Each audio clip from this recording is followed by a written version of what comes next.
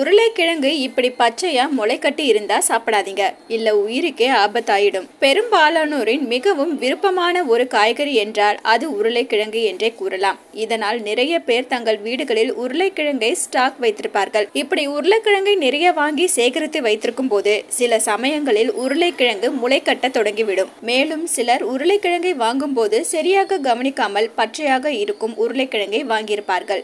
இப்படி பச்சையாக இருக்கும் உருளைக்கிழங்கு மற்றும் முளைக்கட்டிய உருளைக்கிழங்கை சாப்பிடலாமா என்ற கேள்வி பலருக்கும் இருக்கும். ஆனால் இது குறித்து ஊட்டச்சத்து நிபுணர்கள் கூறும்போது முளைக்கட்டிய உருளைக்கிழங்கு நச்சுத்தன்மை வாய்ந்தது மற்றும் இது ஃபுட் பாய்சனை ஏற்படுத்துவதோடு சில சமயங்களில் உயிருக்கே ஆபத்தை ஏற்படுத்தலாம். எனவே இப்படியான உருளைக்கிழங்கை உட்கொள்ளாமல் தூக்கி எறிந்து விடுங்கள்.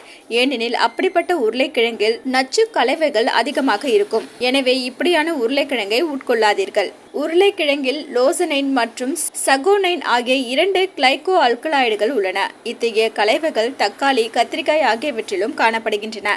இந்த கலவைகளை அளவாக உட்கொள்ளும் போது அதன் மூலம் உடலுக்கு சில நன்மைகள் கிடைக்கும். ஆனால் அதையே அதிகமாக உட்கொள்ளும் போது அது ஃபுட் பாய்சனை ஏற்படுத்தி உயிருக்கு ஆபத்தை ஏற்படுத்தலாம்.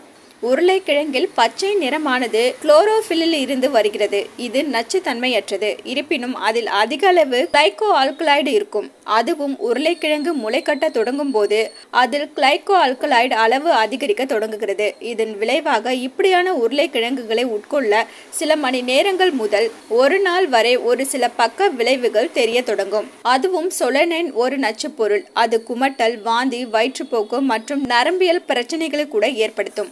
முளைக்கட்டிய உருளைக்கிழங்கின் நச்சுத்தன்மையை குறைக்கவும் அகற்றவும் சிறந்த வழி அவற்றை தூக்கி எறிவதுதான். ஒருவேளை உருளைக்கிழங்கின் ஒரு பகுதியில் மட்டும் பச்சை நிறம் குவிந்திருந்தால் அந்த பகுதியை மட்டும் அகற்றிவிட்டு மீதமுள்ள பகுதியை சமையலுக்கு பயன்படுத்தலாம்.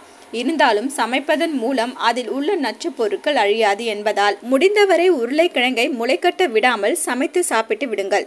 நீங்கள் உருளைக்கிழங்கை மொத்தமாக வாங்கி பயன்படுத்தலாம். அப்படி மொத்தமாக வாங்கும் போது அவற்றை சரியான முறையில் பராமரித்து வைக்கும் போது உருளைக்கிழங்கு பாழாவதை தடுக்கலாம். உருளைக்கிழங்கு விரைவில் பாழாகாமல் இருக்க அவற்றை குளிர்ந்த மற்றும் இருண்ட இடத்தில் வைக்க வேண்டும். முக்கியமாக வெங்காயத்திற்கு அருகில் உருளைக்கிழங்கை வைப்பதை தவிர்க்க வேண்டும். ஏனெனில் வெங்காயத்திற்கு அருகில் உருளைக்கிழங்கை வைத்தால் வெங்காயத்தில் இருந்து வெளிவரும் வாயு உருளைக்கிழங்கை விரைவில் முளைக்க வைக்கும். வெப்பமான இடங்களில் உருளைக்கிழங்கை வைப்பதை தவிர்க்க வேண்டும்.